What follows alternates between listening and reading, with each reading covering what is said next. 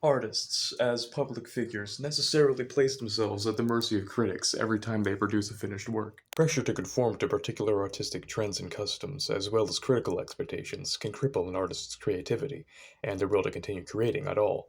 Creators of art, particularly unpopular art, are not often paid well or respected by most critics. There must, then, be another motivation altogether for creating art at all.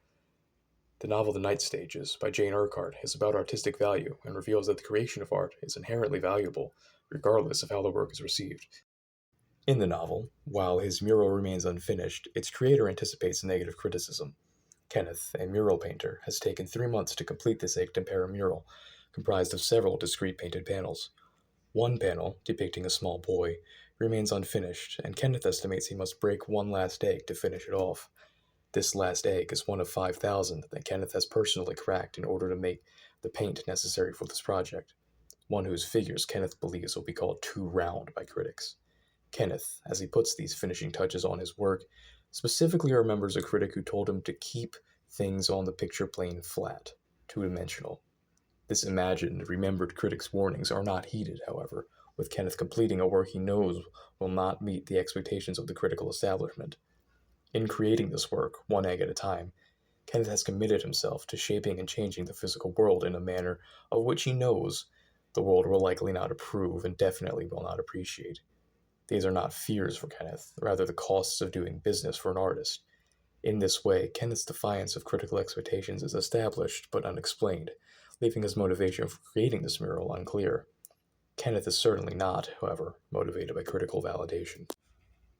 As the finishing touches are added, Kenneth wonders the fates of forgotten artists of his time. Reminiscing on the thousands of eggs he has broken, Kenneth muses that fashion always fell, just like Humpty Dumpty, and the artist is thus happy to be free of it, unlike other artists he has known. Among these erstwhile fashionable artists is Harding, a man who had never made use of egg tempera. Kenneth is left to wonder what has become of Harding, his lover, a couple in Italy, and countless other failed artists as their specters float by fleetingly. No examples are given of the art these people made, or indeed of any artists whose work is worth remembering in the first place. Viewed this way, Kenneth is surrounded as an artist by people who, trendy or not, were not remembered for the art they made. Kenneth is left wondering where they are now, unsure whether they still made art at all or how well those endeavors went for them. These thoughts do not scare Kenneth away from completing his work, which he contentedly observes is divorced from the narrative of these forgotten artists. The art Kenneth has made, in this mural, exists as an expression wholly separate from fears of failure, and in the same way, want for fame. Kenneth's motivations remain unstated, but whether he will personally be popular seems not to bother him. When he leaves the mural behind, Kenneth is satisfied and content simply to have created it. Kenneth, having finished the mural, takes photographs of it to use as reference, slowly walking further away. Taking a final picture, the artist recognizes that this one will make the mural look incredibly small and unreadable. This does not bother Kenneth, who simultaneously walks away from his work and records an imperfect memory of it. This action directly mirrors the manner in which Kenneth is literally walking away from this mural for the last time, and taking away a muddled memory of it for himself. The actual contents, the text of the painting, consisting of individual brushstrokes and composition choices, hold no value for the artist after his work is completed.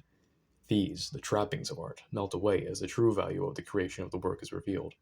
Kenneth, for the last time, wonders whether anyone will understand or appreciate the mural, if indeed they even look at it at all, since public art often was ignored. As these thoughts themselves rush around fleetingly and melt away, Kenneth understands he cannot satisfy them himself, and that they don't matter. Still, Kenneth muses, what pleasure he had taken in the making of it.